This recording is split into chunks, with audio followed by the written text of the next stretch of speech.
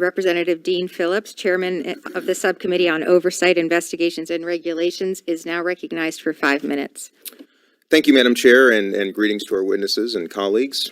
My great-grandfather, Jay Phillips, started as a newspaper boy in Manitowoc, Wisconsin in 1912 and created a business that became very successful over many years.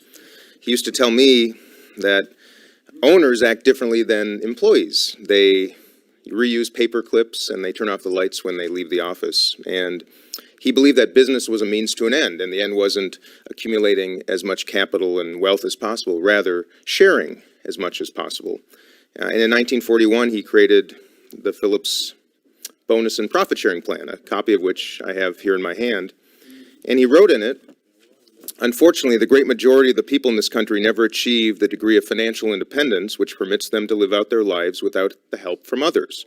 I believed, and still do, that the time to help people solve this problem is during the prime of their life, and not when they become objects of charity." When he introduced this plan in 1941, the top 1% of Americans controlled about 30% of wealth in America. 80 years later, that number is 40% and growing. I think we can all agree, Democrats and Republicans, that ownership is the best example, broad ownership in capitalism. We do not need a revolution in capitalism, rather evolution. And in my estimation, that's employee stock ownership programs. So my question, starting with you, Ms. Cooper, is, why are there not more ESOPs in America? And what can we here in Congress do to incentivize and encourage and promote and hopefully see national benefits from employees owning more businesses in America?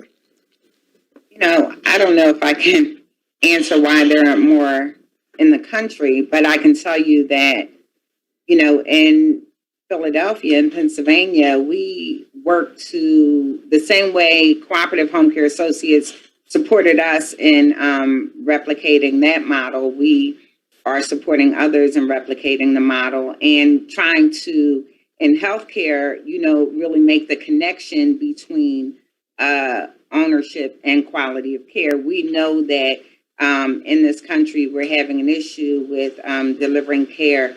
We talk about the silver tsunami and the number of people that, are still living independently, but may need some assistance and are beginning to need some assistance, and how there aren't just enough people out there. One of the things that we worry about the most in this industry is fraud and abuse and neglect. Well, we know that when someone is an owner, they take a lot of pride in the level of care that they're delivering, and they take the work, very seriously. They understand how important it is to make sure quality is delivered and to protect those from fraud, neglect, and abuse. And this is something that all of our workers have in common and they buy into. And I think it's necessary in order to create opportunities for quality care, continuity of care, and to protect our seniors and people living with disabilities. In healthcare, to me, it makes sense that a cooperative or worker-owned model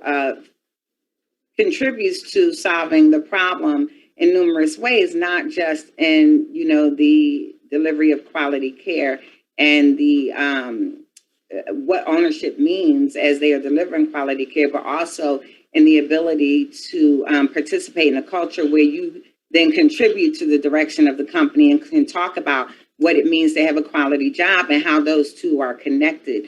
So for us, it's about Ms. Cooper, I'm going to, in the spirit of allowing a couple others to speak too, if I might just move to Mr. Condra for comments on what we might do here in Congress to promote employee ownership across the nation. Thank you.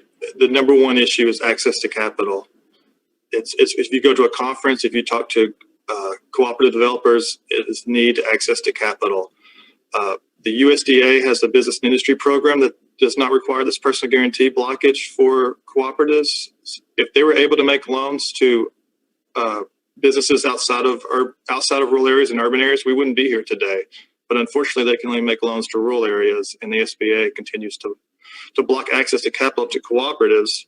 And the fact is, for banks to do startups, we need credit enhancements. We need the 7A guarantee type of guarantee to continue to grow these businesses.